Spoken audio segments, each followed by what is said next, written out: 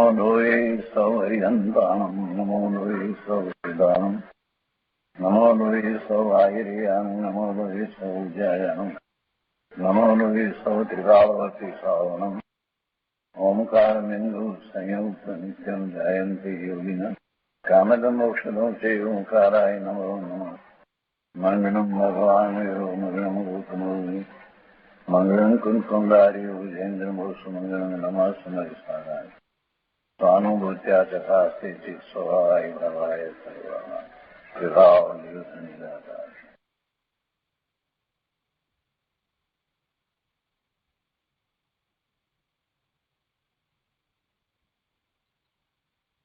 કળશ અમૃત અમૃતચંદ્રાચાર્ય ભગવાન રચિત કળશ અમૃતનો સ્વાધ્યાય આપણે કરી રહ્યા છીએ.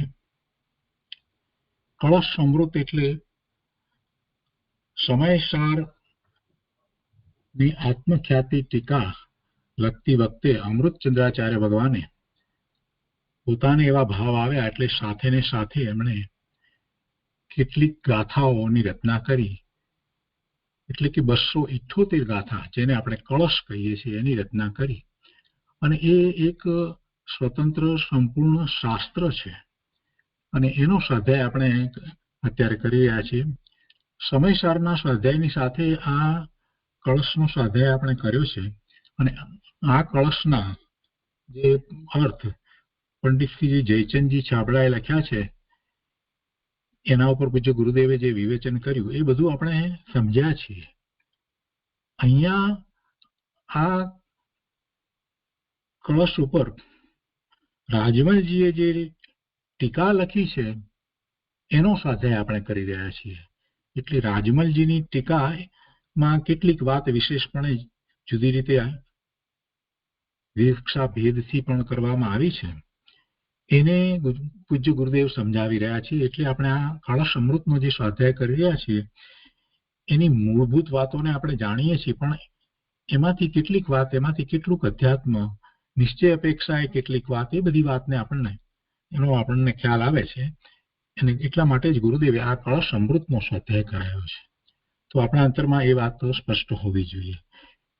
અહીંયા જે રીતે ટીકા લખવામાં આવી છે તો એમાં કેટલાક જે સંસ્કૃતના, જેને આપણે વાક્ય કહીએ, તો એ ભેગા લઈ અને અર્થ કરવામાં આવે છે. એટલે કે ખંડાન્વય સહિત અર્થ એમ વાત લીધી છે. એક એક શબ્દને ક્રમમાં ગોઠવી અને જે આખો અર્થ અને ભાવાર્થ લખવામાં આવ્યો છે એ આપણે પહેલા સમયસારના સ્વાધ્યાય વખતે કર્યો છે. અને અહીંયા જરાક જુદી રીતે, કેમ કે અહીંયા એમણે ટીકા લખી છે એટલે ખંડાન્વય સહિત અર્થ એમાં એમ લેવામાં આવ્યા છે. આપણે આમાં 8મા કળશનો સ્વાધ્યાય કરી રહ્યા છીએ. 8મો કળશ, એનો ખંડાન્વય સહિત અર્થ, અને એની ઉપર પૂજ્ય ગુરુદેવ કાજી સામે જે વિસ્તાર કર્યો છે એનો કેટલોક ભાગ કર્યો છે અને શેષ ભાગ આજે લઈશું. તે પછીથી 9મો કળશ આજે આપણે શરૂ કરવાના છીએ. તો પહેલા 9મો કળશ આપણે વાંચનમાં લઈએ છીએ. જો સંદર્ભ આપી દઉં, પહેલા આપ્યો છે એ જ પ્રમાણે ફરીથી, કે સમયસારની 13મી ગાથા પછીથી આચાર્ય ભગવાને 2 કળશ લખ્યા છે, 8મો અને 9મો. તો એ જ સંદર્ભ અહીંયા પણ છે. સંદર્ભ એ જ છે. શું છે સંદર્ભ? કે અભેદથી જે વાત કરવામાં આવે તે 9 તત્વો ને ભેદરૂપ જાણવાથી સમ્યક દર્શન થતું નથી. એ ભેદરૂપ શ્રદ્ધા જે છે એ માત્ર માહિતી જ્ઞાન રૂપ છે અને એમાં વિકલ્પ રહ્યા છે. જ્યારે અભેદ જે શ્રદ્ધા જે છે એમાં રહેલો એક માત્ર ભગવાન આત્મા, એની જે અભેદ શ્રદ્ધા છે એ સમ્યક દર્શન છે. સમ્યક દર્શનનો વિષય પણ એ જ છે. તો એ મૂળભૂત વાતને આપણે લક્ષમાં રાખી અને આગળ લઈએ છીએ. તો 9મો કળશ આ રીતે છે. ઉદયતી નય શ્રીરસ તમેતી પ્રમાણમ ક્વચિદપી ચ ન વિદ્મો યાતિ નિક્ષેપ ચક્રમ કિમ પરમ વિદબ્ધમ ધામની સર્વંક અસ્મિન અનુભવમ ઉપાયતે ભાતિ ન દ્વેતમ એવ. આ 9મો કળશ છે. એનો સામાન્ય અર્થ પહેલા આપણે સમજી લઈએ. 9મા કળશમાં જે વાત કરવામાં આવી છે તે એ રીતે છે કે આચાર્ય શુદ્ધ નયનો અનુભવ કરી અને કહે છે કે આ સર્વ ભેદોને ગૌણ કરનાર જે શુદ્ધ નયનો વિષયભૂત ચૈતન્ય ચમત્કાર માત્ર તેજ પુંજ આત્મા, તેનો અનુભવ થતા, એવા ચૈતન્ય ચમત્કાર માત્રનો અનુભવ થતા, જેમાં ભેદ તો હવે રહ્યા નથી, ભેદને ગૌણ કરનાર શુદ્ધ નયથી આપણે સ્વરૂપનું લક્ષ્ય કર્યું છે, તો એવો ચૈતન્ય ચમત્કાર ભગવાન આત્મા, એનો અનુભવ થતા શું થાય? પછી ભેદ રહેતા નથી. અરે નય દ્વારા વસ્તુને જાણતા હતા. આ શુદ્ધ નયનો વિષય, એ શુદ્ધ નયનો વિષય એમ નય પણ રહેતો નથી. એટલે કે છે કે તેનો અનુભવ થતા નયોની લક્ષ્મી ઉદય પામતી નથી. અનુભવના કાળે કોઈ વિકલ્પ હોતો નથી, એટલે કોઈ નય નથી, નિક્ષેપ નથી, કાંઈ નથી, માત્ર અનુભવ જ છે. અને નયોની લક્ષ્મી ઉદય પામતી નથી, અને પ્રમાણ હસ્તને પ્રાપ્ત થાય છે. પ્રમાણ જ્ઞાન જુદા જુદા નય દ્વારા જે આપણે પ્રમાણ જ્ઞાન કરીએ છીએ, તો કે છે કે એ પણ નહીં, પ્રમાણ હસ્તને પ્રાપ્ત થાય છે. અને નિક્ષેપોનો સમૂહ ક્યાં જતો રહે છે તે અમે જાણતા નથી. આથી અધિક શું કહીએ? દ્વૈત જ પ્રતિભાસિત થતું નથી, બે પણ જ લાગતું નથી. પોતે તન્મય થઈ જાય છે, જે શુદ્ધ સ્વરૂપ છે એની સાથે તન્મય થઈ જાય છે. અને ભેદને અત્યંત ગૌણ કરીને કહ્યું, ચૈતન્યજી છાબડા એના અર્થમાં એમ લખે છે કે ભેદને અત્યંત ગૌણ કરીને કહ્યું છે કે પ્રમાણ નય આદિ ભેદની તો વાત જ છે. એ તો ભેદ તો ઉભા જ રહેતા નથી. શુદ્ધ અનુભવ થતા દ્વૈત જ ભાસતું નથી, બે પણ ભાસતું નથી. હું અનુભવ કરનારો અને જેનો અનુભવ કરું છું તેવું મારું શુદ્ધ સ્વરૂપ, એમ બે પણ જયારે ભાસતું નથી, તો પછી પ્રમાણ નય ભેદ એ બધી વાત તો ક્યાં રહી? એકાકાર ચિહ્ન માત્ર જ દેખાય છે. અને પછી એમણે પંડિત જયચંદજી છાબડાએ પણ ઘણો વિસ્તાર કર્યો છે. આપણે એ વિસ્તાર પહેલા સમજેલા છીએ એટલે એ લેતા નથી. તો આ મૂળ ગાથા, જે મૂળ કળશ જે છે, નવમો કળશ, એની આ વાત છે. હવે આપણે એનો ખંડાન્વય સહિત અર્થ જોઈએ છીએ. જો ખંડાન્વય સહિત અર્થમાં પહેલો ખંડાન્વય છે, અસ્મિન ગામની અનુભવમ ઉપાયતે દ્વૈતમ એવ ન ભાતિ.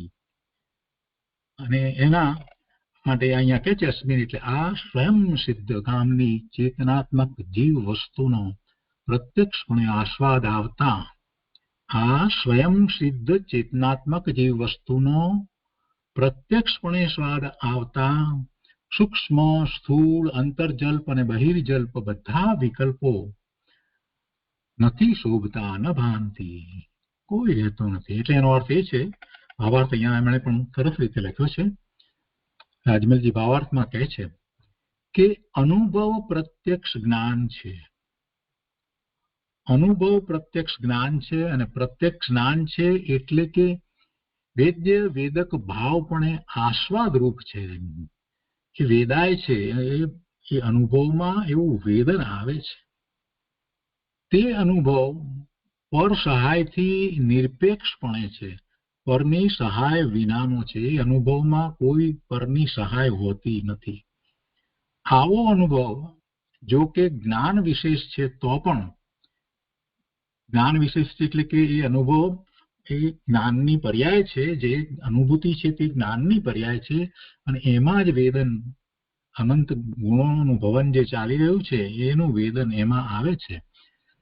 તો કે છે કે જો કે અનુભવ જો કે જ્ઞાન વિશેષ છે, તો પણ સમ્યક્ત્વની સાથે અવિનાભૂત છે. સમ્યક્ત્વ એટલે કે સમ્યક દર્શન, સમ્યક જ્ઞાન, સમ્યક ચારિત્ર, એવું સમ્યક્ત્વમાં એવું જે શ્રદ્ધાન છે પોતાના શુદ્ધ સ્વરૂપનું, એની સાથે અવિનાભૂત છે. એટલે જ્યારે એવું શ્રદ્ધાન સમ્યક થાય ત્યારે આવો અનુભવ હોય, અને આવો અનુભવ હોય ત્યારે જ સમ્યક શ્રદ્ધાન હોય, એમ અવિનાભૂત છે. કેમ કે તે સમ્યક દ્રષ્ટિને હોય છે, મિથ્યા દ્રષ્ટિને હોતો નથી, એવો નિશ્ચય છે. આવો અનુભવ થતા જીવ વસ્તુ પોતાના શુદ્ધ સ્વરૂપને પ્રત્યક્ષપણે આસ્વાદે છે. તેથી જેટલા કાળ સુધી અનુભવ છે તેટલા કાળ સુધી અનુભવ છે તેટલા કાળ સુધી વચન વ્યવહાર સહજ જ અટકી જાય છે. કોઈ વાણી નીકળતી નથી. અરે વાણી તો ક્યાં નીકળે, પણ વિકલ્પ આવતા નથી. કે છે કે જેટલો કાળ એ અનુભવ છે તેટલા કાળ સુધી વચન વ્યવહાર સહજ જ અટકી જાય છે. કેમ કે વચન વ્યવહાર તો પરોક્ષપણે કથક છે, એ તો કથની છે, પરોક્ષપણે કથની છે. એટલે એવો વચન વ્યવહાર તો રહેતોય નથી, વિકલ્પો હોતા નથી. આ જીવ તો પ્રત્યક્ષપણે અનુભવશીલ છે.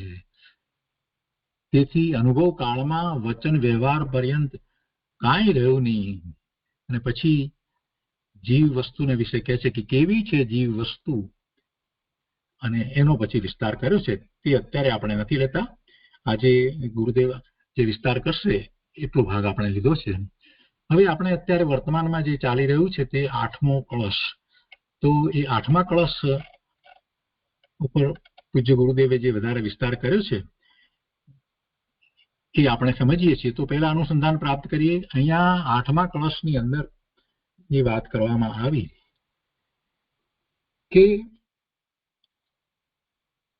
જે નિશ્ચયને અને વ્યવહારને આપણે જે રીતે વાત કરીએ છીએ તો એમાં ભેદ પાડીને જે કથન કરવામાં આવ્યા હોય એ વ્યવહાર, અને ભેદ પાડીને જ્યારે કથન કરવામાં આવે છે તો એમાં વિકલ્પ ઉભા થાય છે. અને વસ્તુ તો અભેદ છે.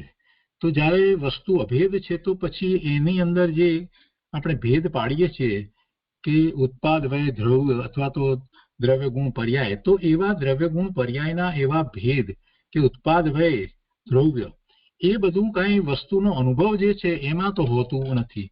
તો એ વાત એમણે લીધી. પહેલા જે શરૂઆત કરી ત્યારે તો આખી વાત અહીંયા 8મા કળશની અંદર એ રીતે લેવામાં આવી કે આત્મ જ્યોતિ પ્રગટ થાય એટલે એવો અનુભવ થાય, એમ વાત લેવામાં આવી. આત્મ જ્યોતિ અર્થાત જીવ દ્રવ્યનું શુદ્ધ જ્ઞાન માત્ર એ અનુભવ થાય.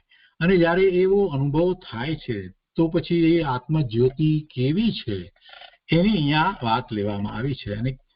અને એ વાત લેવામાં આવી ત્યારે અહીંયા 8મા કળશની અંદર એમ કહેવામાં આવ્યું કે એ રાગ આદિ વિભાવ પરિણામો સાથે જે કંઈ એના પહેલા જે અનુભવ વગેરે જે હતા એ તો અત્યારે કોઈ છે જ નહીં.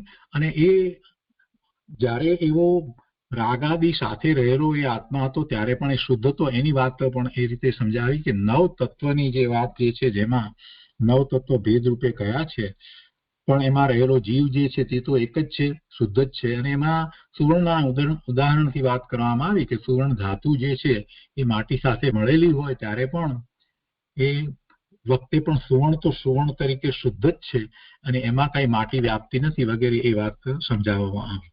અને પછી એ નવ તત્વના વિકલ્પથી રહિત જે પોતાનું સ્વરૂપ જે અભેદ વસ્તુ જે છે તો એ અભેદ વસ્તુને વિશે પછી એમાં વાત કરવામાં આવી.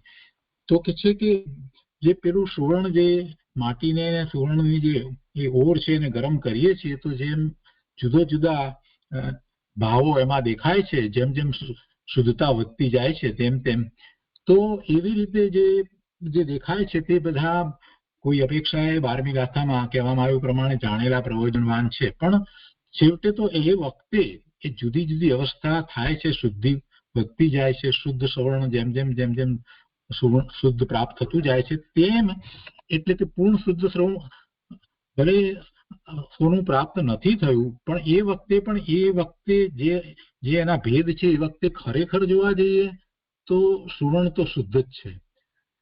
એટલે એ કુલડીમાં રહેલું જ્યારે ગરમ કરવામાં આવે છે ઓર એ વખતે આપણને એમ લાગે છે કે હજી શુદ્ધ નથી થયું, હવે વધારે શુદ્ધ થયું, હજી વધારે શુદ્ધ થયું, અને છેવટે એ આપણને 24 કેરેટ શુદ્ધ સોનું પ્રાપ્ત થાય છે. પણ એક રીતે વિચાર કરીએ તો એ શુદ્ધ નથી થયું તો એ શુદ્ધમાં અશુદ્ધિ જે છે એ અપેક્ષા એ શુદ્ધ નથી, પણ તે વખતે મૂળ વસ્તુ તો શુદ્ધ છે. અને એ વાતને આમાં સમજાવવામાં આવી છે કે એ વખતે પણ એ જ સોનું છે. એટલે જે વાન ભેદથી એટલે જુદી જુદી અવસ્થાઓથી અનેક રૂપ જે કહેવાય છે તે એક જ વસ્તુ છે. અને એવી જ રીતે જીવ વસ્તુ નવ પ્રકારથી જે કહેવામાં આવી તો એ નવ ભેદની અંદર જ્યારે એ વસ્તુ કહેવામાં આવી ત્યારે એ વખતે પણ જીવ વસ્તુ તો શુદ્ધ જ છે. એ આશ્રવ હોય, એ બંધ હોય, આ બધી વાત જે પર્યાય રૂપે કહેવામાં આવી તો એ પ્રમાણે જોઈએ તો એ વખતે પણ વસ્તુ તો શુદ્ધ જ છે. એ વાત આપણને સમજાવી. એટલે કે વાન ભેદને જોવામાં ન આવે. અત્યારે પૂર્ણ શુદ્ધ દશા આપણી પ્રગટ નથી, પણ છતાંય આવા ભેદ જે એને જો જોવામાં ન આવે, સંવર, નિદ્રા અને પુણ્ય ને પાપ ને બંધ ને મોક્ષ ને આ બધા જોવામાં ન આવે તો કેવળ જે વસ્તુ, જેમ પેલું સુવર્ણ તો એ વખતે પણ શુદ્ધ છે, એવી રીતે વસ્તુ એટલે આત્મા તો શુદ્ધ જ છે. તો તેવી રીતે જો શુદ્ધ જીવ વસ્તુ માત્ર ને જોવામાં આવે તો પછી એમાં કોઈ ગુણ પર્યાયના ભેદ કે ઉત્પાદ ભેદના ભેદ એ બધું કાંઈ છે જ નહીં. જીવ વસ્તુ તો એવી જ છે. અને જો ભેદ રૂપે જોઈએ તો એનું અસ્તિત્વ પણ છે. એટલે વર્તમાન પર્યાય જે છે એનું અસ્તિત્વ પણ છે.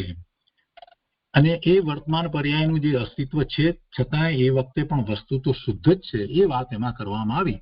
અને જ્યારે વસ્તુ શુદ્ધ છે એ તો અનુભવમાં આવે છે, અને અનુભવમાં જ્યારે આવે છે તો એ અનુભવમાં વસ્તુ આવી એ આત્મજ્યોતિની વાત કરતા એમ કે છે કે એ ઉન્નીયમાનમ એટલે ચેતના લક્ષણથી એ જણાય છે, તેથી અનુમાન ગોચર વસ્તુ છે. અને પછી એના પછી બીજો પક્ષ પણ કીધો છે, એમાં કે છે કે એ પ્રત્યક્ષ જ્ઞાન ગોચર છે. અનુમાનમય તો છે, ચેતના લક્ષણથી જણાય છે, અને પોતાને જે છે તે તો પ્રત્યક્ષ જ્ઞાન ગોચર છે, ઉદ્યોતમાનમ છે. એટલે કે જો ભેદની બુદ્ધિને છોડી દેવામાં આવે તો એ વસ્તુ જે છે તે પોતાને પ્રત્યક્ષ અનુભવમાં આવે છે. એટલે ભાવાર્થ એમ છે કે ભેદ બુદ્ધિ કરતા જીવ વસ્તુ ચેતના લક્ષણથી જીવને જાણે છે. વસ્તુ વિચારતા એટલો વિકલ્પ પણ જૂઠો છે. શુદ્ધ વસ્તુ માત્ર છે, આવો અનુભવ સમ્યક્ત્વ છે. એટલે શુદ્ધ વસ્તુ જ અનુભવમાં આવે છે અને એ જ સમ્યક્ત્વ છે. એ વાત આઠમા ક્લાસમાં કહેવામાં આવી. હવે એ વાત કરતા પૂજ્ય ગુરુદેવે સાતમી ગાથાની વાત લીધી. સમયસારની કે સાતમી ગાથાની અંદર એ વાત કરવામાં આવી છે. તો કે ભેદ વસ્તુ જે છે તો ભેદ છે નહીં એમ કરીને વાત છે. તો એ સાતમી ગાથામાં એ વાત હતી, એનો અહીંયા ગુરુદેવે રેફરન્સ લીધો છે અને કહે છે કે સાતમી ગાથામાં આ વસ્તુ આવી, એ સાતમી ગાથામાં જે વાત આવી એને આપણે લઈએ તો આપણે પણ પહેલા સાતમી ગાથાની વાતને જરાક સમજી લઈએ કે ચારિત્ર દર્શન જ્ઞાન પણ વ્યવહાર કથને જ્ઞાનીને ચારિત્ર નહીં દર્શન નહીં જ્ઞાન જ્ઞાયક શુદ્ધ છે. આ પ્રમાણે સાતમી ગાથા છે. એટલે કે જ્ઞાનીને ચારિત્ર દર્શન જ્ઞાન એ ત્રણ ભાવ વ્યવહારથી કહેવામાં આવે છે. નિશ્ચયથી તો જ્ઞાન પણ નથી, ચારિત્ર પણ નથી અને દર્શન પણ નથી. જ્ઞાની તો એક શુદ્ધ જ્ઞાયક જ છે. એ વાત સાતમી ગાથામાં લીધી. એટલે જ્ઞાની તો એક શુદ્ધ જ્ઞાયક જ છે. પણ જયારે એના અર્થની વાત વિચારવામાં આવી અને ટીકા અને એ પછીથી ભાવાર્થ, અને ભાવાર્થની અંદર પછી જનચંદજી છાબડાએ એક પછી એમાં આશંકા મૂકી અને એનું સમાધાન આપ્યું. એમાં એમ કહ્યું કે અહીં કોઈ કહે કે પર્યાય પણ દ્રવ્યના જ ભેદ છે, અવસ્તુ તો નથી.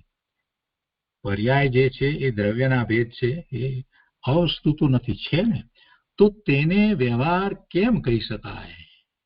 અને તેનું સમાધાન આપતા એમણે લખ્યું છે કે એ તો ખરું છે, પણ અહીં દ્રવ્ય દ્રષ્ટિથી અભેદને પ્રધાન કરીને ઉપદેશ છે. એટલે એવી અભેદ દ્રષ્ટિમાં દ્રવ્ય દ્રષ્ટિથી જોઈએ તો પછી એ પર્યાયના ભેદ જે છે એ રહેતા નથી. તો એ અભેદ દ્રષ્ટિ, દ્રવ્ય દ્રષ્ટિમાં ભેદ જે છે એ રહેતા નથી. એટલે એમાં ભેદને ગૌણ કરવામાં આવે છે. અભેદ દ્રષ્ટિમાં ભેદને ગૌણ કહેવાથી જ અભેદ સારી રીતે માલુમ પડી શકે છે. તેથી ભેદને ગૌણ કરી અને તેને વ્યવહાર કયો છે. અહીં એવો અભિપ્રાય છે કે ભેદ દ્રષ્ટિમાં નિર્વિકલ્પ દશા નથી થતી. ભેદ રાખીએ ત્યારે પછી વિકલ્પ ક્યાંથી આવે? ભેદમાં જ રાચી રહીએ, વિકલ્પોમાં જ રાચી રહીએ, જ્યાં સુધી ભેદ પાડીએ છીએ ત્યાં સુધી વિકલ્પ જ રહે છે, તો નિર્વિકલ્પ દશા થતી નથી. અને સરાગીને વિકલ્પ રહ્યા કરે છે. આ વાત ગુરુદેવે આપણને કહી. રાગ શુક્રવા થાય છે કેમ કે એ સરાગી છે માટે એને વિકલ્પ રહ્યા કરે છે. ભેદ છે ને ભેદને જાણવાથી એને વિકલ્પ થાય છે એમ નહીં. જ્ઞાની ધર્મીને પણ એ ભેદ જણાય છે, પણ એ રાગી નથી એટલે એને વિકલ્પ છૂટી જાય છે. એટલે કહે છે કે સરાગીને વિકલ્પ રહ્યા કરે છે, માટે જ્યાં સુધી રાગ આદિક મટે નહીં ત્યાં સુધી ભેદને ગૌણ કરી અને અભેદ નિર્વિકલ્પ અનુભવ કરાવવામાં આવે છે. એટલે એવી દ્રષ્ટિ કરાવવામાં આવે છે કે અભેદની શું દ્રષ્ટિ કરો. અને વિતરાગ થયા બાદ ભેદ અભેદ રૂપ વસ્તુનો જ્ઞાતા થઈ જાય છે. સર્વજ્ઞ તો બધું જાણે છે, છતાં પણ એમને કોઈ વિકલ્પ થતો નથી, નયોનું આલંબન રહેતું જ નથી. આ વાતને કરવી છે, આ સમજાવવું છે, એટલે ગુરુદેવે 7મી ગાથાની વાત પ્રવચન વખતે લીધી અને ગઈ વખતે આપણે ત્યાંથી સ્વાધ્યાય બાકી રાખ્યો છે. તો હવે આગળ 8મી ગાથા 8મા કળશનો સ્વાધ્યાય આપણે હવે આગળ લઈએ છીએ. તો ત્યાં અહીંયા ગુરુદેવ એ વાત કહે છે કે જો 7મી ગાથામાં કહ્યું છે, પછી એમણે હિન્દી આવૃત્તિ મંગાવી કે હિન્દી છે તો હિન્દીમાં તો કહે છે કે હિન્દી છે, અને પછી હિન્દીમાં એ આવૃત્તિમાંથી વાંચતા કહે છે કે અહીં કોઈ કહે કે પર્યાય પણ દ્રવ્યના જ ભેદ છે, દર્શન જ્ઞાન ચારિત્ર એ પણ દ્રવ્યના જ ભેદ છે, પોતાના જ છે, અવસ્તુ તો નથી. જે હમણાં આપણે વાંચ્યું તે એના ઉપર ગુરુદેવે આખો વિસ્તાર કર્યો છે. એટલે આ રીતે આપણે અનુસંધાન 8મા કળશનું પ્રાપ્ત કરીએ છીએ કે શેની વાત ચાલી રહી છે, અને પછી 9મા કળશ વિશે આપણે બેઝિક વસ્તુ સમજ્યા છીએ. અને હવે આપણે પૂજ્ય ગુરુદેવનું પ્રવચન લઈએ છીએ, પહેલા 8મા કળશ ઉપરનું અને પછીથી 9મા કળશ ઉપરનું.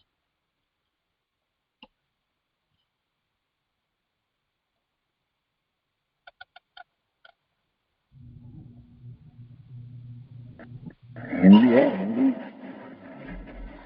यहाँ कोई कह सकता है 7वीं गाथा कि पर्याय भी द्रव्य का ही भेद है, दर्शन ज्ञान चारित्र वो भी द्रव्य का भेद ही है, अपना है और वस्तु नहीं। तब फिर उन्हें व्यवहार कैसे कहा जा सकता है? अपना द्रव्य ज्ञान दर्शन ज्ञान चारित्र अपने में है न है, तो उसको देखना ही व्यवहार कैसे कहना जाता है? उसका समाधान यह ठीक है, किंतु यहाँ द्रव्य दृष्टि से अभेद को प्रदान करके उपदेश दिया है, द्रव्य दृष्टि को मुख्य करके उपदेश देने में आया है। अभेद दृष्टि में भेद को गौण करने से ही अभेद भली भांति मालूम हो सकता है, इसलिए भेद को गौण करके उसे व्यवहार कहा है। यहाँ अभिप्राय है भेद दृष्टि में भी निर्विकल्प दशा नहीं होती और सरागी के विकल्प होते रहते हैं। आ शब्द है, सिद्धांत है, सरागी के विकल्प होते रहते हैं। भेद देखने से रागी है उसको राग उत्पन्न होता है, सरागी को विकल्प होता है, वितरागी को भेद देखने से कोई होता नहीं। समझ में आया? सरागी के विकल्प होते रहते हैं, इसलिए जहां तक राग आदि दूर नहीं हो जाते हैं वहां तक भेद को गौण करके अभेद निर्विक का अनुभव कराया गया है। वितराग होने के बाद भेदाभेद वस्तु का नाता हो जाता है, वहां नई का हाल मन नहीं पीछे कुछ। 7वीं गाथा समझ में आया? वांचन ओछा हो गया ने तत्व का, चरणान योग ने, करणान योग ने, बाय कथान योग ने वो है, पर उसका वांचन की मुख्यता होती तत्व दृष्टि रह गई અને દ્રવ્ય दृष्टि हुई पीछे चारे अनुयोग वांचे तो उसको तत्व की दृष्टि में यथार्थ भान में रह जाते हैं कि अपेक्षा सामा कहा अपेक्षा ऐसा खुलासा कर दी। स्वयागी के विकल्प होते रहते हैं, ऐसा प्रश्न है। समझ में आया? भगवान आत्मा है एक रूप वस्तु, पर उसमें गुण पर्याय है कि नहीं? अनंत गुण है कि नहीं? अनंत पर्याय है कि नहीं? तो क्या है? तो है तो देखने में क्या हरकत है? उसमें है तो जानने में संकीर्ति को क्या हरकत है? सुन तो सही ये संकीर्ति दृष्टि है तो अभेद ऊपर, भेद ऊपर दृष्टि नहीं, पर भेद को देखने से जी राग है, वितराग हुआ नहीं। रागी प्राण के कारण भेद को देखने से रागी को राग होता है। नहीं लगी?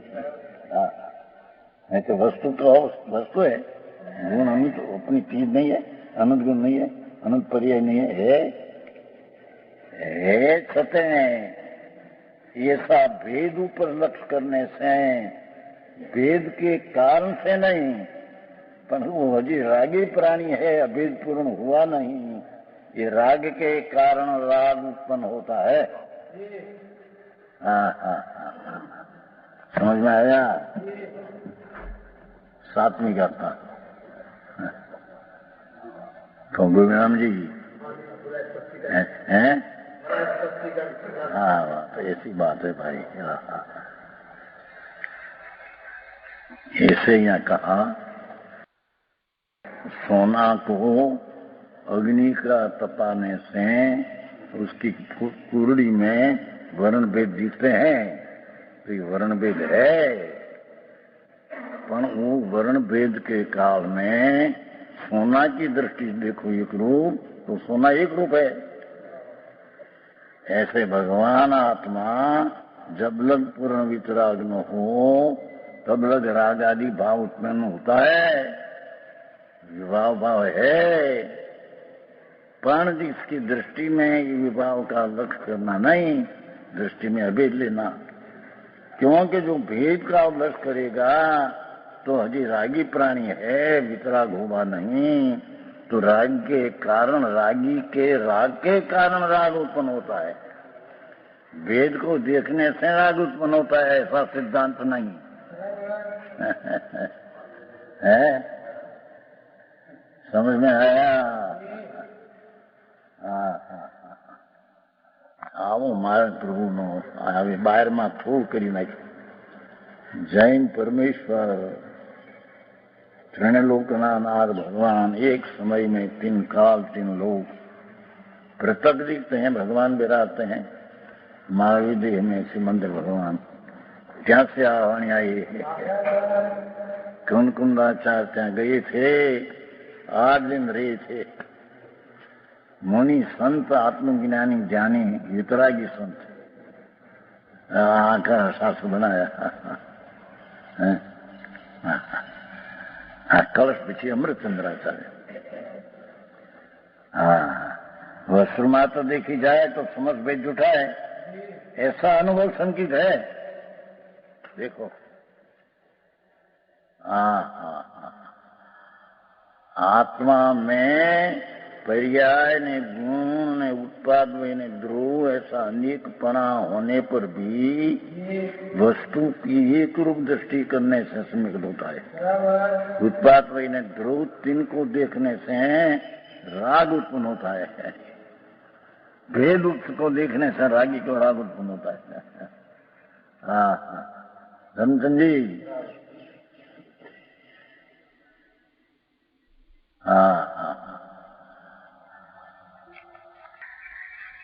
और कैसे है आत्मज्योति?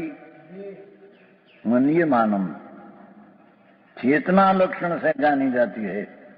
जो क्या ले जाते हैं कि वस्तु चेतनातीत चेतन, चेतनातीत चेतन, चेतना लक्षण, राग नहीं, भेद नहीं। भगवान तेरा स्वरूप तो ऐसा है, पर अभ्यास नहीं है। तेरी चीज तो अंदर सब भगवान विराजते हैं। ये आया था, सर्वे जीवा पूर्ण अवस्था से भरा पड़ा है, सर्वकाल सर्वलोक। सर्वे जीवा अभी भी सर्वकाल में, सर्वलोक में, सर्व परिपूर्ण शक्ति से भरा पड़ा तत्व है। दृढ़ से अनंत क्षेत्र में भी, अनंत क्षेत्र में भी भगवान पुति रहते आत्मा है। यहाँ लोक में है, त्रिणी काल में, और प्रत्येक आत्मा भरित अवस्था, भरित अवस्था नाम पूर्ण अवस्था, संपूर्ण शक्ति पर्याय से अभिन्न पूर्ण पड़ा है भगवान। तो साधक जीव है, सर्व जीव भगवान स्वरूप है, परिपूर्ण ऐसी भावना करनी चाहिए।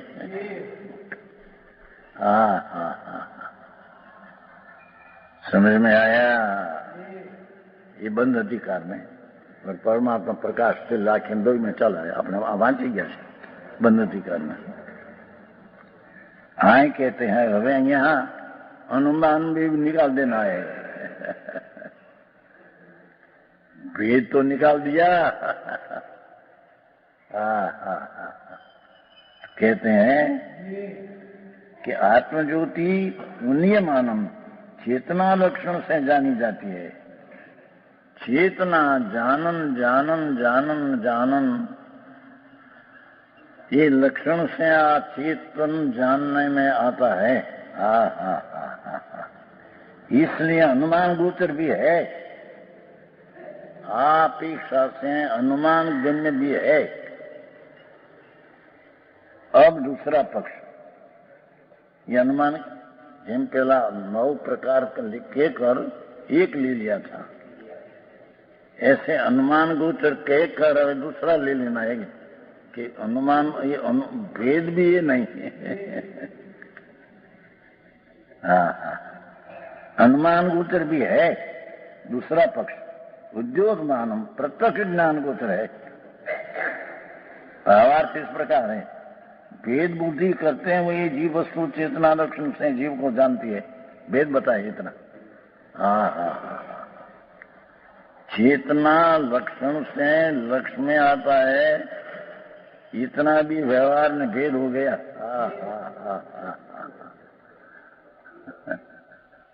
समझ में आया? अने अनुमान तो व्यवहार हो गया।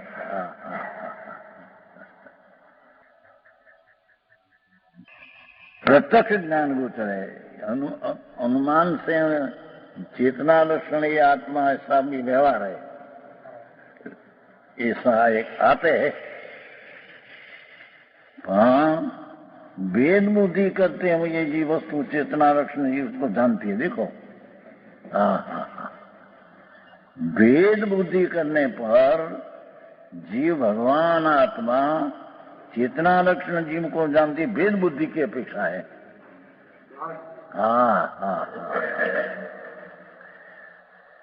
वस्तु विचार करने पर इतना विकल्प भी झूठा है। चेतना लक्षण से जानी जाती आत्मा, इतना विकल्प भी झूठा है। समझ में आया? जेम वर्ण भेद देखने से वर्ण भेद है सोने में, पर सोना देखने से वर्ण भेद है नहीं। एम जीव में 9 तत्व का परिणाम से देखो तो है, पर जीव जब देखो तो ये है नहीं। अब यहाँ तीसरा बोलिए कि अनुमान से देखो तो चेतना लक्षण से आत्मा जानने में आता है, ऐसा भी है, पर वो व्यवहार है नहीं। क्यों? कि प्रत्यक्ष ज्ञान गोचर है, ये तो अनुमान से भी नहीं है। ये तो राग ने विकल्प से छोड़कर ज्ञान से प्रत्यक्ष विजन में आता है आत्मा, ऐसा उसका स्वभाव है। समझ में आया? समझ में आया? चेतना लक्षण से लक्षित युद्ध भी है, अनुमान व्यवहार हो गया। इतना भी भेद नहीं। આવું છે સ્વરૂપ। હવે અહીંયા દયા દાન ને વ્રત ને તપથી તો આત્મા કો ધર્મ હોય તો ક્યાંય રહી ગયા?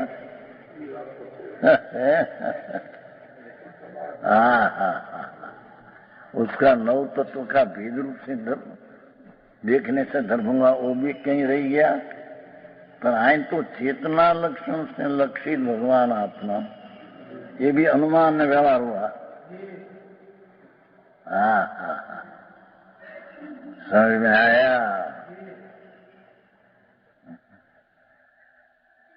वेद बुद्धि करते हुए जीव वस्तु चेतना लक्षण से जीव को जानती है। वस्तु विचारने पर एक भगवान चेतन स्वरूप भगवान टिकाओ, उसकी भेद बुद्धि का अलग छोड़कर चेतना लक्षण से जानने में आती है, ऐसा भेद का भी लक्षण छोड़कर जीव वस्तु चेतना लक्षण जीव को जानती है। वस्तु विचारने पर इतना विकल्प भी झूठा है, इतना अनुमान का विकल्प करना ये भी झूठा है। पंडित जी है? લોકોને આંકવું પડે છે, એમ કહે सौंदर्य वाला तो व्यवहार का लोप कर देते हैं, वो नया धर्म निकाला भगवान, नया नहीं है प्रभु, अनादि का सनातन सत्य तो मारे आए, ये सुना सुनने में आया नहीं तेरे, ये थी कि नया हो जाए, ऐसा है नहीं। हाँ, व्यवहार से नीचे हो तो निकाल दिया, राग आदि से धर्म नीचे आत्मा में हो, पर अनुमान से भी आत्मा जानने में आता है, भी व्यवहार में रख दिया, भेद में रख दिया।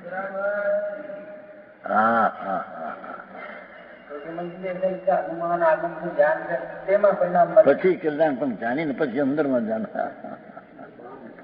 5 પ્રકાર લે રસનું ચીઠી એને ખબર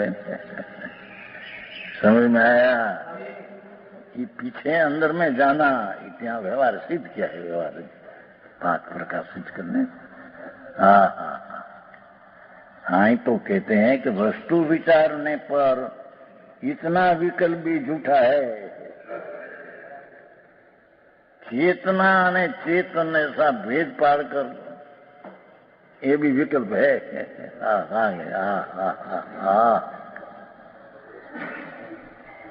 आओ मार्ग છે બાપુ, દુઃખ ને પંથે પીડા જગતના પ્રાણી, દુઃખમાં દોરાઈ ગયા है सब, राग ने पुण्य ने पाप ने मिथ्या भ्रांति ने ये में सुख बुद्धि परमा, विषय में लक्ष्मी में शरीर में सुख बुद्धि भ्रमणा ने दुख ने पंथे पीड़ा है प्राणी। उसको सुख के पंथे दौड़ने को यहाँ भगवान त्याग कहा कि चेतना लक्षण से चेतन जानने में आता है, इतना भी विकल्प झूठा है।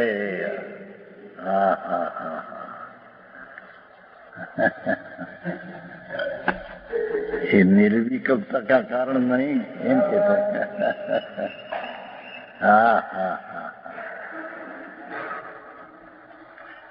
दया दान व्रत तब का विकल्प तो विभाव ने विकार ने बंधन ने दुख रूप तो भिन्न रह गया, इससे तो आत्मा का लाभ होता ही नहीं, पर अनुमान से जानने में भी आत्मा का लाभ होता नहीं, निर्विकल्पता नहीं होती हम कहते हैं।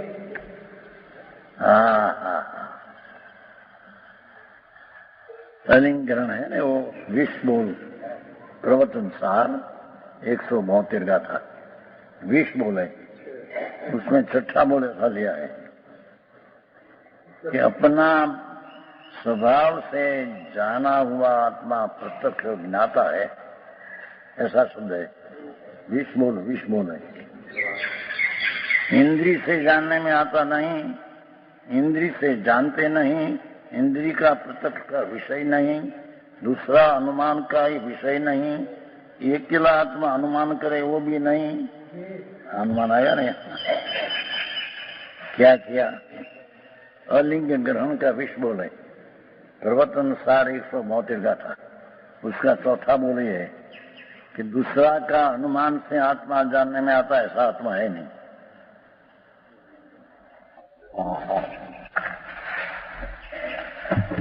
172 द्वारा जानने में आता है, ऐसा नहीं। अतीन्द्रिय ज्ञान में इंद्रिय से जुड़ी जानते हैं, ऐसा नहीं। ऐसा अनुमान जैन धुमारा द्वारा अग्नि का होता है, ऐसे लिंग द्वारा इंद्रियम द्वारा जिसका जानना नहीं होता, ऐसा लिंगन है। बीजा द्वारा लिंग द्वारा जिसका ग्रहण नहीं होता, अनुमान से नहीं जानने में आते। है जिसको लिंग से पर का ग्रहण होता नहीं, अपना आत्मा को पर का ज्ञान अथवा सका अनुमान से भी नहीं जानने में आता है। लिंग थी परનું ગ્રહણ થતું નથી। स्वभाव वड़ी जिसका ग्रहण થાય છે, स्वभाव वड़ी जिसका ग्रहण होता है, अलिंग आत्मा प्रत्यक्ष ज्ञाता है।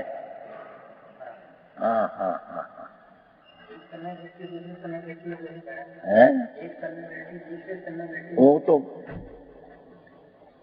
अनुमान से उसके यथार्थ करके जाने, पर अपना प्रत्यक्ष होता है वो दूसरा को जान सके, वो भी व्यवहार सीखने में आता है। जिसको प्रत्यक्ष हुआ हो वो पर को प्रत्यक्ष का जान सके अनुमान से। समझ में आया? प्रत्यक्ष हुआ नहीं, ऊपर का अनुमान से भी नहीं जान सकते। निश्चय पूर्वक अनुमान व्यवहार है, एम कहते हैं।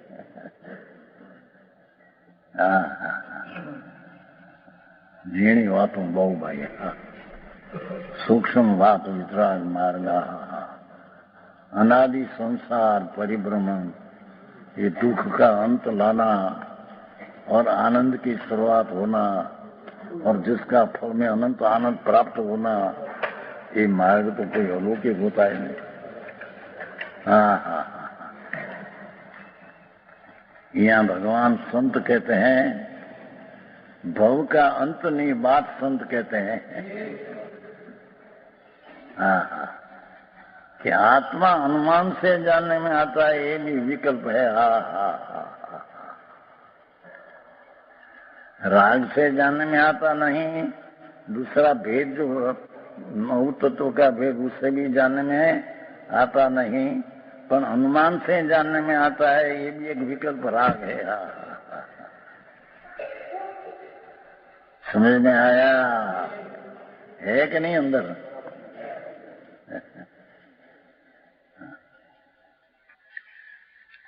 शुद्ध वस्तु मात्र है। ये तो शुद्ध वस्तु अनुमान भी नहीं, प्रत्यक्ष शुद्ध चैतन्य मात्र, राग ने मन का भी जिसको अवलंबन नहीं, अनुमान का भी जिसको अनुमान नहीं। ऐसा भगवान अंदर आनंद कंद प्रभु, अतीन्द्रिय आनंद का दो।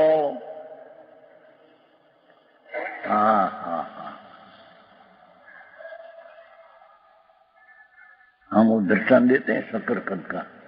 शकरकंद नहीं कहते हैं, शकरकंद। शकरकंद समझते हैं भैया? शकरिया, हमारे शकरिया कहते हैं। शकरकंद होता है ना, तो लाल छाल एक जड़ी है और दूसरा सारा भाग शकरकंद। शक्कर नाम साकर का पिंड है। शकरकंद कहते हैं ना, शक्कर साकर का पिंडी, मिठास का पिंड है। वो लाल छाल है, वो भिन्न है। ऐसे आत्मा में दया दान व्रत भक्ति का विकल्प उठता है, वो लाल छाल है। अनुमान से जानना वो भी विकल्प छाल है। ये नहीं, उससे भिन्न अंदर शकरकंद अतीन्द्रिय आनंद का पिंड है आत्मा। उसका प्रत्यक्ष जानना हो अपना स्वभाव से, उसका नाम यथार्थता कहने में आती है। उसका नाम सम्यक दर्शन का विषय कहते हैं।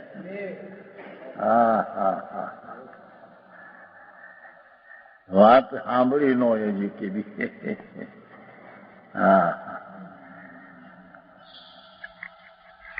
ऐसा अनुभव देखा, शुद्ध वस्तु मात्र ऐसा अनुभव संकित है। शुद्ध वस्तु भगवान पूर्ण है, ऐसा अनुभव संकित है। अनुमान से जानना ये भी नहीं है। राग से जानने में आता है, ये तो है ही नहीं। व्यवहार करते करते नीचे होता है, वो तो टिकाव में है ही नहीं। पर अनुमान से जानने में आता, ये भी विकल्प, ये भी नहीं। ऐसी बात है। सुनने प्रत्यक्ष जानना, प्रत्यक्ष ज्ञान को प्रत्यक्ष जानना, जिसमें पर की कोई भेद की अपेक्षा है नहीं। त्रिकाली भगवान शुद्ध चैतन्य घन आनंद घन प्रभु, उसको प्रत्यक्ष जानना, ये अपना स्वभाव से जानने में आता है। समझ में आया? आओ धर्म, कोई के कहते जैन धर्म विषय आओ, जैन धर्म में तो भाई सरकार दया पावी। आए तो के छकाई जीव ज नहीं है, छकाई जीव 85 के छकाई जीव नहीं, जीव तो अंदर ज्ञान स्वरूप ते जीव है 85 के छकाई आदि जीव नहीं है तो पड़ी है एक झड़की शरीर आदि अंदर ज्ञान स्वरूप भगवान जानन देखन का रस कंद चैतन कंद प्रभु ये आत्मा है। अरे आत्मा की दृष्टि बिना सम्यक दर्शन होता नहीं, सम्यक दर्शन बिना सारी करनी क्रिया करे तप ने व्रत ने नियम सब 4 गति में रूलने की बात है। समझ में आया? ये 8 कलश हुआ, मेरा 13वीं का था, 13वीं का था ना उसका 9वां उदयति नय श्रेय स्मृति प्रमाणम क्वचदपि न क्वचदपि च न विद्मो याति निक्षेप चुकम किम परम अभिधामो धामनि सर्वकर्षेऽस्मिन् अनुभवं उपयाति भाति न द्वैतमेवम्।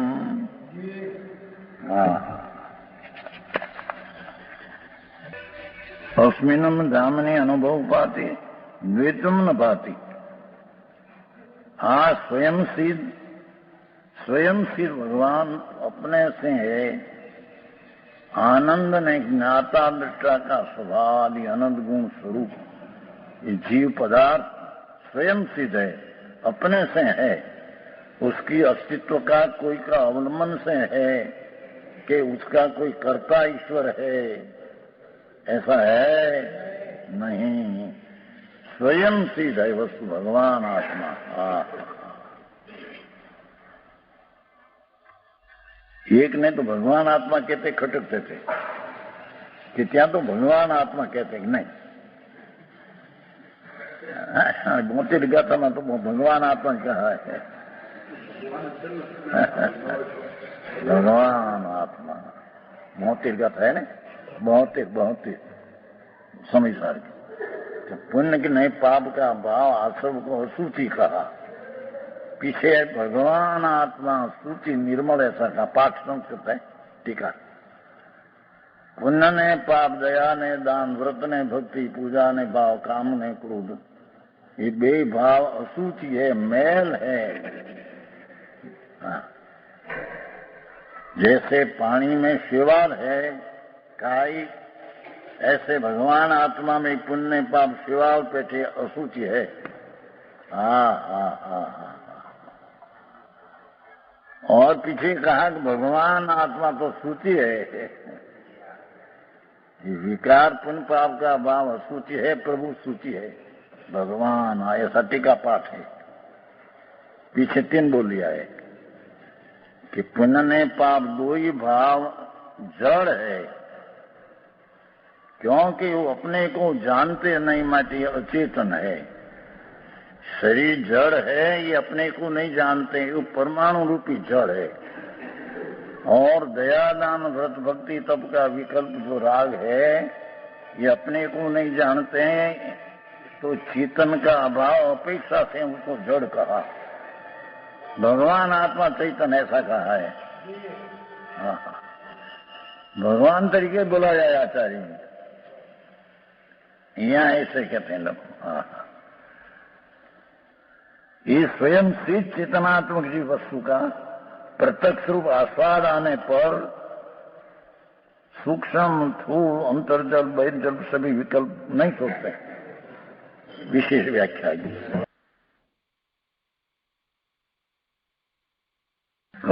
का जीवधि का 9वां कलश है।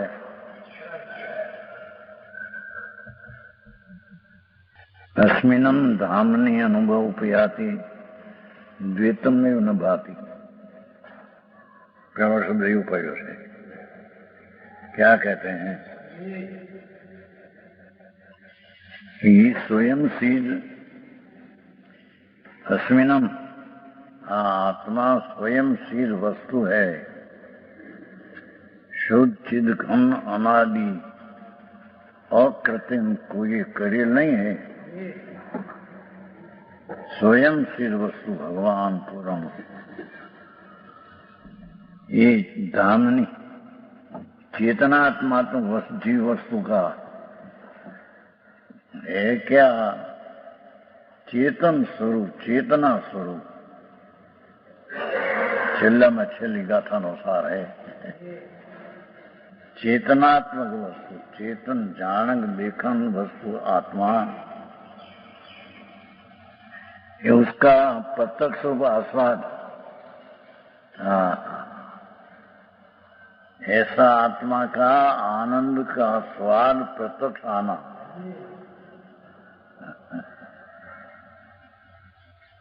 उसका नाम अनुभव, उसका नाम अनुभूति यानी सम्यक दर्शन है। जीणो विशेष है। अस्मिनम चेतनात्मक जीव वस्तु का प्रत्यक्ष रूप आस्वाद अंतर्मुख चैतन्य लक्ष्मी पड़ी है। अंतर में अतीन्द्रिय आनंद का रस बढ़ा है। भगवान आत्मा, प्रत्येक आत्मा अतीन्द्रिय आनंद, अतीन्द्रिय सुख स्वरूप से भरपूर भरा है आत्मा। उसका आनंद का स्वाद प्रत्यक्ष आना, जैसी वस्तुएं चीज है, अतीन्द्रिय आनंद वस्तु के स्वरूप में भगवान जिनेश्वर तीर्थंकर देवे केवल ज्ञान में जे आत्मा आत्मा तरीके देखा, वो आत्मा अतीन्द्रिय आनंद की मूर्ति प्रभु ने देखी है। शरीर वाणी तो पर है, पर दया दान व्रत भक्ति का भाव ये भी पर है, कोई आत्मा का स्वभाव स्वरूप नहीं। ये ठीक यहाँ आगे लेगा।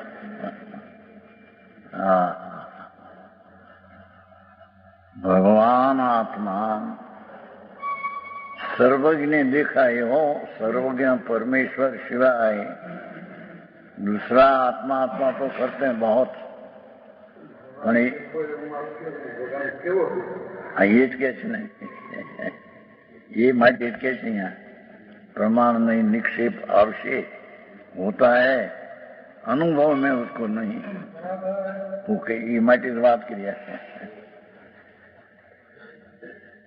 सर्वज्ञ परमेश्वर जिनेश्वर देव ये आत्मा कहते हैं, और वो शिवाय जगत का बीजा प्राणियों आत्मा कहते हैं। उसमें फेर है। ये फेर टालने को प्रथम नई निक्षेप प्रमाण से आत्मा कैसा है सब निर्णय भूमिका में आती है, पर वो चीज कोई वस्तु नहीं है, धर्म नहीं है। समझ में आया? आवश्य आई तो जी शुरुआत करे कि आने पर सूक्ष्म स्थूल जो आत्मा का अनुभव धर्म जब होता है, सम्यक दर्शन होता है,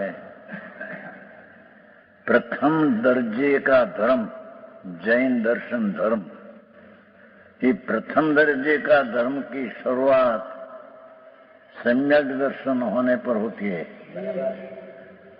ये सम्यक दर्शन कब होता है कि प्रत्यक्ष भगवान आनंद स्वरूप है, उसका प्रत्यक्ष आनंद का वर्तमान दशा में स्वाद आना, उसमें प्रतीति करना वो सम्यक दर्शन है। हाँ, बात बहुत फेरे भाई,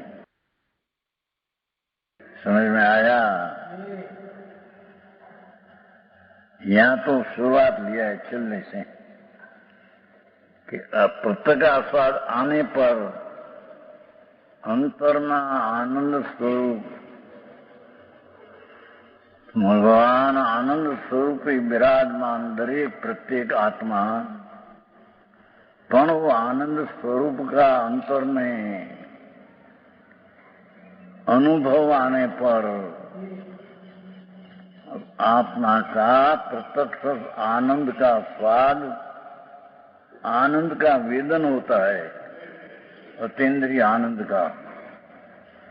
ये वेदन में जो आत्मा जनाए, देखने में आए, वो आत्मा ये प्रत्यक्ष अनुभव में आने पर सूक्ष्म स्थूल अंतर जल्प,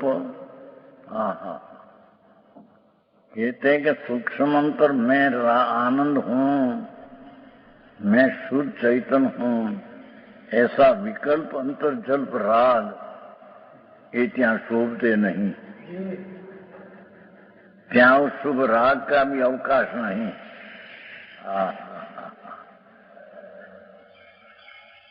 समझ में आया। स्थूल बहिर्जल्प वाणी, वाणी तो है क्या अंदर से, तो अंतर्जल्प में आनंद स्वरूप हूं, शुद्ध चैतन्य अखंड हूं, ऐसी वृत्ति जो उड़ती है राग, ये भी राग है, ये अंतर्जल्प राग है, ये अनुभव में उसका भी अवकाश नहीं। इसकी अपेक्षा से अनुभव होता है, ऐसी अपेक्षा नहीं।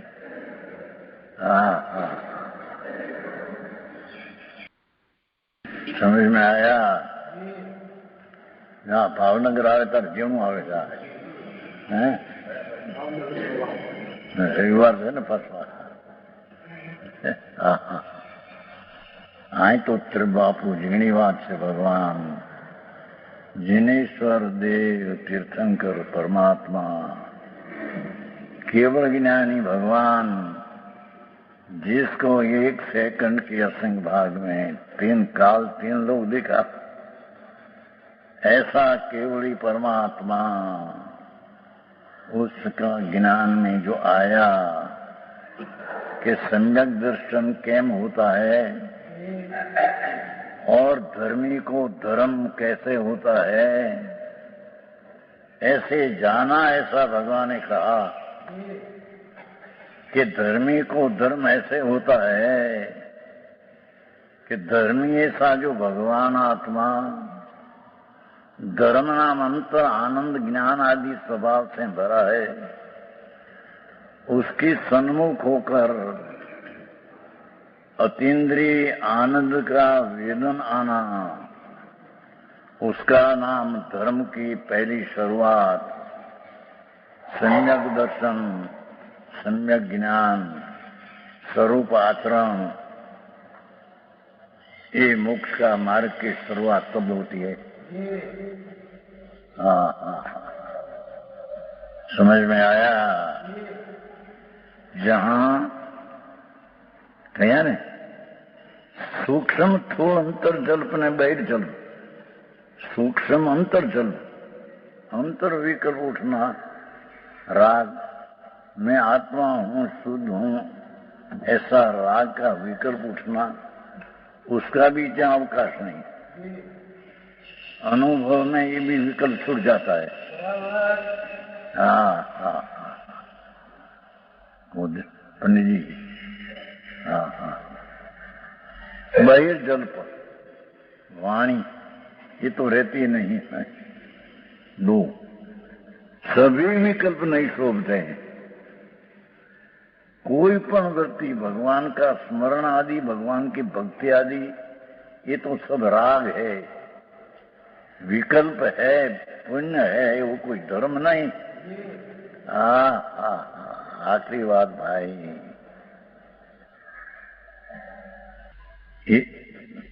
कोई विकल्प ત્યાં नहीं शोभते, उसका अर्थ कोई विकल्प ત્યાં है नहीं, न शोभते। એટલે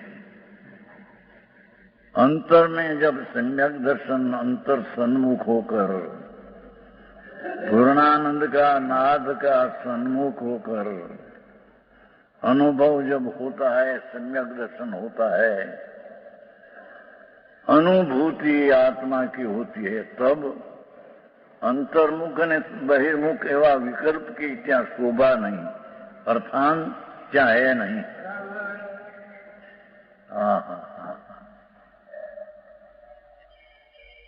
ઘણી વાત છે ભગવાન।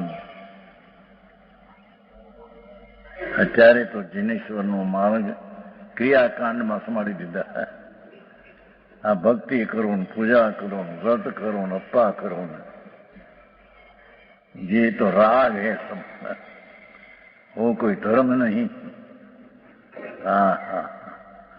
हाँ तो कहते हैं कि ये तो राग धर्म नहीं, पर मैं आत्मा शुद्ध चैतन अखंड अभेद हूं, ऐसी राग की वृत्ति उठती है, वो भी धर्म नहीं। हाँ परमात्मा त्रिलोकनाथ जिनेश्वर देवनी फरमान हुक्म कि अनुभव के काल में सूक्ष्म ने स्थूल विकल्प होता नहीं, એટલે ત્યાં शोभते नहीं। समझ में आया? भाषा तो आदि है ना भगवान, बात तो है ही है। वस्तु का स्वरूप तो परमात्मा त्रिलोकनाथ जिनेश्वर देवे जोया, ऐसी चीज कहीं है नहीं। सर्वज्ञ परमेश्वर शिवाय ऐसी कोई बात कहीं है नहीं, पर वो बात सूक्ष्म है भगवान बहुत। कहते हैं कि प्रभु एक पशु सिंह हो, सिंह असंख्य संकेती पड़ा है, अढ़ी बार असंख्य सम्यक दृष्टि सिंह, वाघ, नाग, मत असंख्य पड़ा है, अढ़ी बार। ये थी असंख्य गुणा पचेंद्री मिथ्या दृष्टि जीवो है, पर असंख्य संकेती पंचम गुण स्थान वाला भी है, पशु, सिंह, वाघ।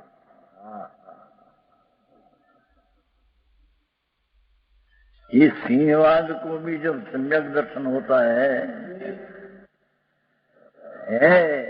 अभी है असंख्य दीप बाहर, असंख्य दीप समुद्र है ना, भगवान ने असंख्य समुद्र देखा दीप बाहर। उसमें हजार जोजन का मत होता है, ये कोई आत्मज्ञानी होता है। ऐसा अनुभव करने पर उसमें विकल्प नहीं रहते हैं, उसके नाम अनुभव ने संकेत कहते हैं।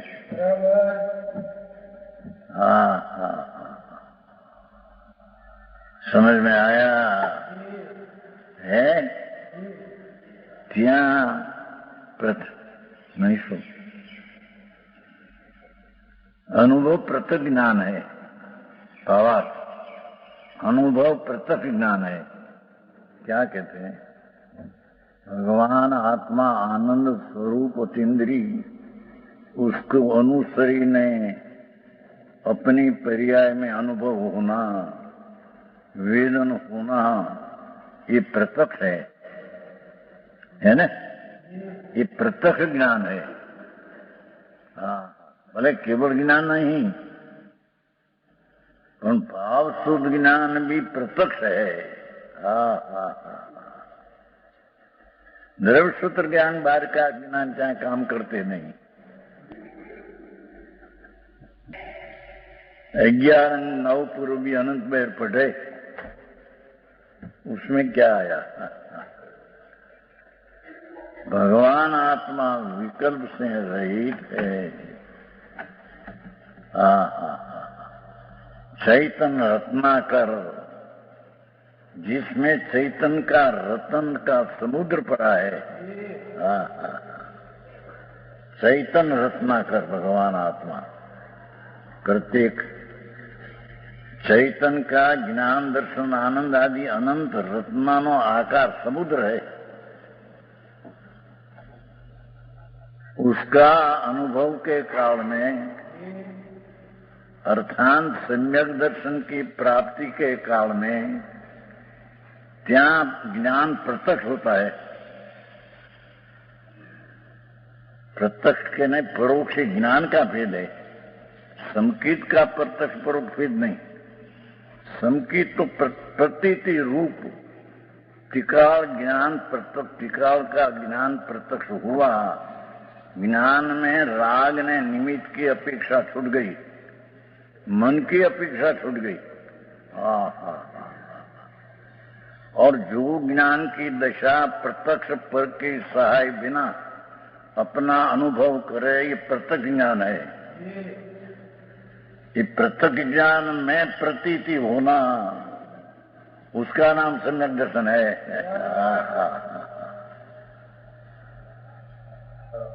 आओ मारे છે।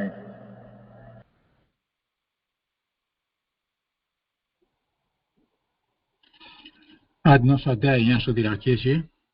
9મા કળશ ઉપર પૂજ્ય ગુરુદેવે ઘણો વિસ્તાર કર્યો છે, તે બધું આપણે આવતા સ્વાધ્યાયમાં લઈશું।